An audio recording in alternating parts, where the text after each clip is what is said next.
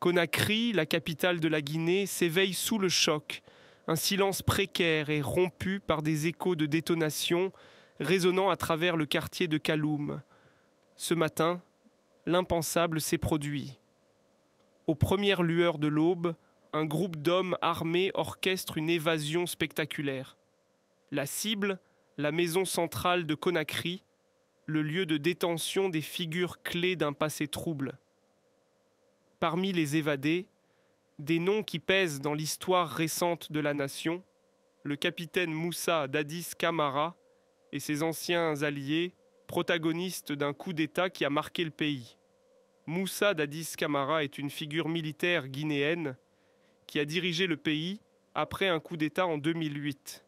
Il a pris le pouvoir à la suite du décès de Lansana Conté, le président de longue date de la Guinée, et a dirigé le Conseil national pour la démocratie et le développement, CNDD, une junte militaire. Son règne a été marqué par des promesses initiales de réformes et d'élections démocratiques, mais ces promesses se sont rapidement évanouies. La période la plus controversée de sa gouvernance est sans aucun doute le massacre du 28 septembre 2009, lorsqu'une manifestation pacifique dans le stade de Conakry a été brutalement réprimée par les forces de sécurité sous son commandement. Plus d'une centaine de personnes ont été tuées et des rapports ont fait état de nombreux cas de viol et d'autres formes de violence. Cette répression a conduit à une condamnation internationale et à des appels à une enquête et à des poursuites judiciaires. La réaction ne se fait pas attendre.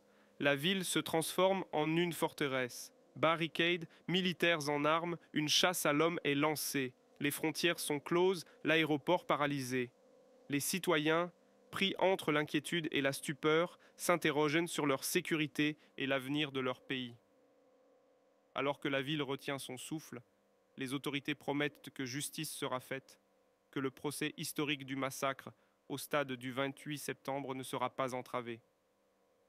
Tandis que la technologie et la tactique s'entremêlent dans cette opération d'envergure, chaque citoyen devient les yeux et les oreilles de la nation.